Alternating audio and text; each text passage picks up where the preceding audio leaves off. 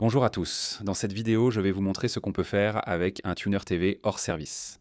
Alors commençons à le démonter, dévissons les vis, retirons le couvercle, puis sortons les cartes de circuits imprimées.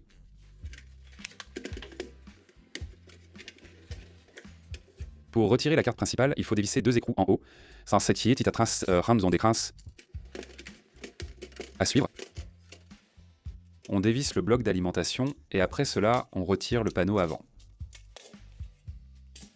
À l'avant et à l'arrière du boîtier, il faut percer des trous pour pouvoir y fixer des plaques métalliques. Cela sert à fermer tous les trous inutiles. Je fixe les plaques à l'aide de rivets. Maintenant, on place deux grands ventilateurs d'ordinateur à l'intérieur du boîtier. À l'aide d'un poinçon, on marque les emplacements pour percer les trous des vis. Après avoir marqué, on perce les trous pour fixer les ventilateurs. Et on fait aussi tout de suite quelques trous supplémentaires. Vous verrez plus tard à quoi ils servent. Sur la paroi avant et arrière, il faut faire un grand trou pour le bouton et le câble d'alimentation. Dans les 4 trous supplémentaires, on insère des boulons de 5 et on les serre avec des écrous. Capcos centrumaletst und tisset sensicular.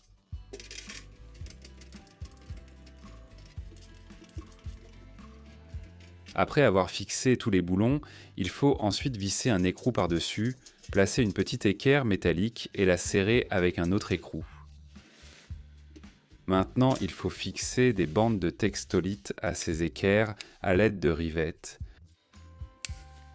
Une fois le textolite fixé, on peut visser les ventilateurs au boîtier.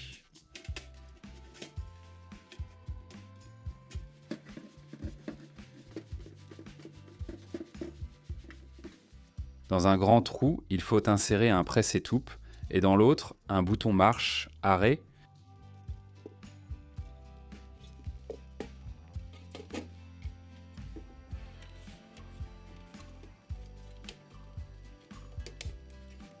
Pour faire fonctionner les ventilateurs, il faut installer une alimentation de 12 volts. Pour éviter tout court-circuit, je l'ai fixée sur une plaque de textolite et je colle la plaque elle-même au boîtier avec du ruban adhésif double face. Ensuite, pour notre bricolage, nous aurons besoin d'un câble chauffant autorégulant. J'ai déjà montré plusieurs fois comment le brancher correctement, mais les gens demandent toujours dans les commentaires, donc je vais le montrer encore une fois. Pour commencer, il faut retirer la couche supérieure d'isolation, puis la séparer en rapprochant le conducteur le plus possible du bord.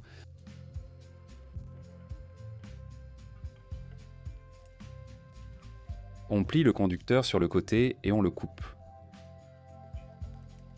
On égalise un peu vers le haut et après cela on met la gaine thermorétractable. Ceci est fait pour éviter que les conducteurs ne se touchent entre eux. Ensuite on enlève l'isolant de l'autre extrémité du fil, puis on dénude déjà les deux conducteurs. On entaille délicatement l'isolant pour ne pas abîmer le conducteur, puis il s'enlève facilement. Il faut maintenant connecter chaque conducteur à un fil de cuivre, non pas en les torsadant ou soudant, mais en les sertissant avec une douille spéciale. Parce que premièrement, ce câble ne se soude pas, et deuxièmement, il chauffe. Après le sertissage, chaque conducteur doit être isolé avec une gaine thermorétractable, puis une seconde superposée.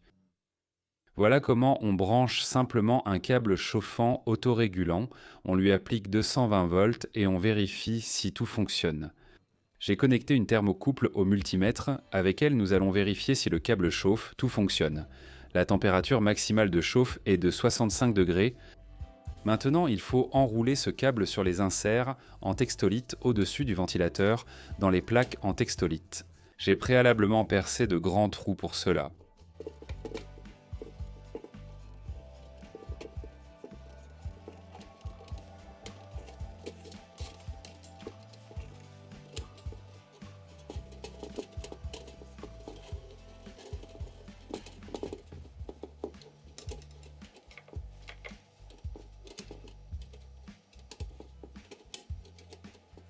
Voilà comment tout s'est passé pour moi. Ensuite, il faut faire passer le câble d'alimentation et connecter tous les fils.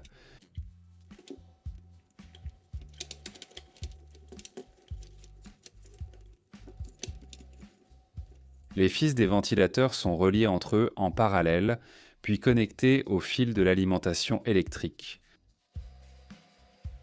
pour que la connexion soit fiable. Nous soudons bien le tout et isolons avec une gaine thermorétractable. Après le branchement, nous appliquons la tension et vérifions si tout fonctionne. Comme vous pouvez le voir, les ventilateurs tournent et le câble commence également à chauffer.